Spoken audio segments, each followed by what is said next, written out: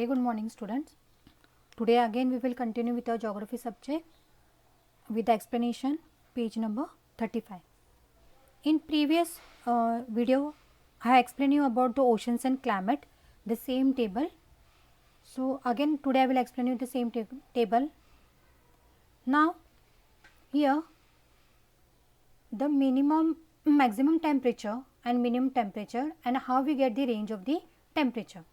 It's very simple. Now see the place like Beijing and country like China, it is having the temperature 18.4 and minimum temperature 8.4. So what we need to do it, we need to minus this 18.84, so we get this temperature 10. Same way like Istanbul and Turkey, we need to subtract this 18 from 10, we get the range of the temperature 8. So like this, all this we need to calculate. So I will start with the explanation. You must have realized from the above activity that there are differences in the temperature of different places on the earth. So can you see the differences in the temperature? Somewhere it is more, somewhere it is less. Similarly, there is difference in the maximum and minimum temperature. So you can see here the maximum and minimum temperature, it is also different. This difference is less in the coastal region. So wherever the range of temperature is less, that is in the coastal region, that is the nearest to the sea, while it is more in the region far away from the sea continentally. Here continentality means for students climate effect. Okay. So hope so you might have understood this table. It's very easy. This means that is regions close to the oceans, sea or large reservoirs, there is not much of a difference in the temperature throughout the day. The main reason for this is the mixing of vapor released through evaporation of water from these water bodies into air. This vapor in the air absorbs and stores the heat released from the land. Hence, the temperature in the coastal area remains equable.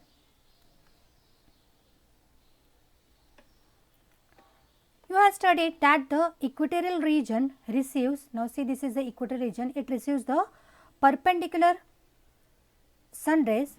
As a result, this area gets more heated. Can you see here? Due to this area get more heated. Whereas the polar region, this students polar region receive highly slant rays. This difference heating creates imbalance in the temperature of air in different parts. This leads to formation of belts of high and low pressure on the earth. Now wind blow due to the pressure of difference in this belt. So these are the pressure belts.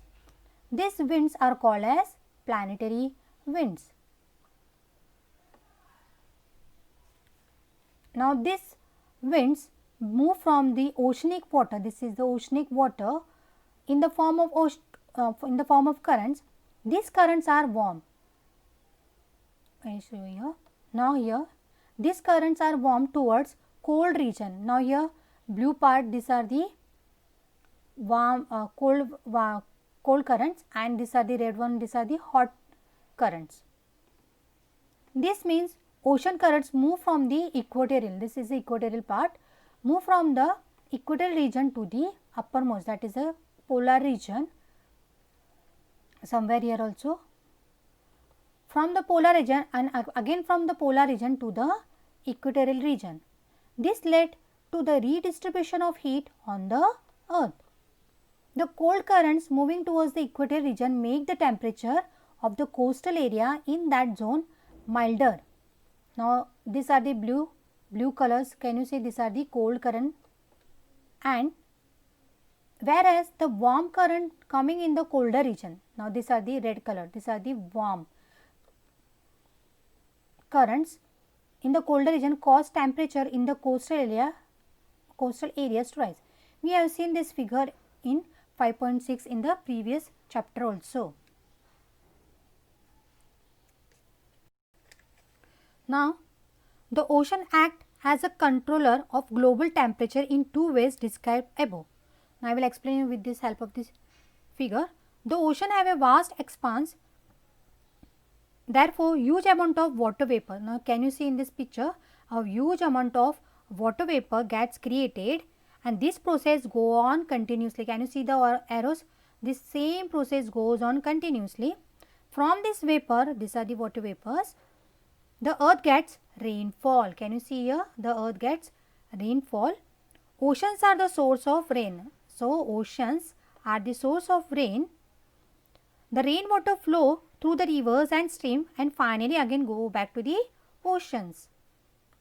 This makes it clear that the beginning of and end of the water cycle take place in the ocean itself. So, have you understand with this figure?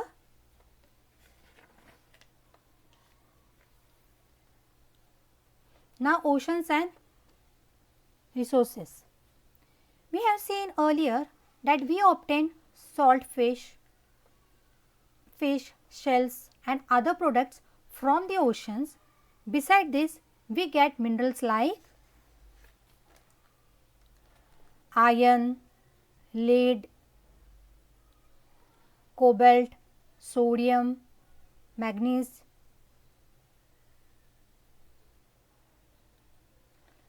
chromium, zinc, etc. from the ocean floor. We also get oil and natural gases too. We get precious items like pearls, corals or ornamental items like shells as also medicinal plants from the seas. Not only in the minerals but other things also we find from the seas. Now, oceanic transport. Ocean have provided us the most economic option of transportation. Large scale of transport of goods is carried with the help of like ships, then travelers, boat, etc. And even international trade is carried out on a large scale using waterways. Countries like Spain, Norway, Japan have a good coastline. Due to good transport by ocean route, these countries have gained importance in the transportation. Ocean currents are quite important in water transport. As far as possible, water transport is carried out along ocean currents. They accelerate the speed of ships and also save fuel to a considerable extent. Now, water transport. Water transport is conducted on a much higher scale as compared to the other modes of transport.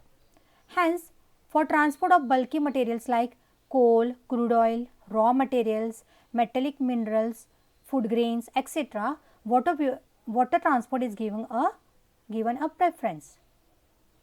Now, we will see what are the issues related to the ocean. About 70.8% of the surface of the earth is occupied by water. In order to fulfill this requirement, man undertakes many activities. This led to the production of huge amount of different type of waste. This waste material cause pollution. Pollution of oceanic water is a major and serious issue that has developed in the recent times. What are they? Like oil spills. Can you see in the pictures here? All this is the oil spill. Then releasing the waste product in the coastal cities into the sea, then material thrown out of the ships, then exploitative fishing,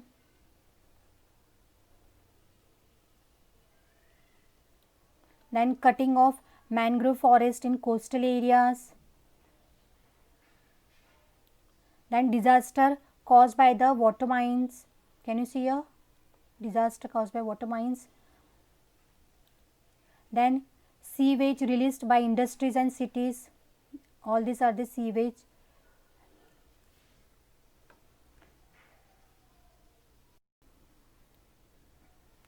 then excavations carried out in the seas, all these are the excavation.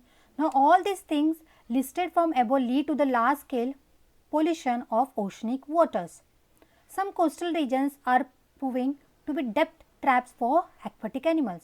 As a result, many aquatic animals are under the threat of being extinct. For example, who are they? They are the blue whale, then some types of sea turtles, dolphins, etc. This is an excavation students carried out by the into the sea. Now, always remember, a large proportion of the surface of the earth is occupied by water. Most of the water is salty. The living world in this salty water is suffering from the pollution caused by man. So, we must avoid this. So, students, I have completed this chapter number 6, importance of oceans. So, based on this, already I have given you the PDF, write in your geography notebook. And second thing, in this chapter also some part was been deleted as per the government rule, that do you know, then do it yourself. So, this I have not taken, rest all I have already explained you in this video. So, I am ending this chapter number 6 here only. Thank you, bye bye, take care.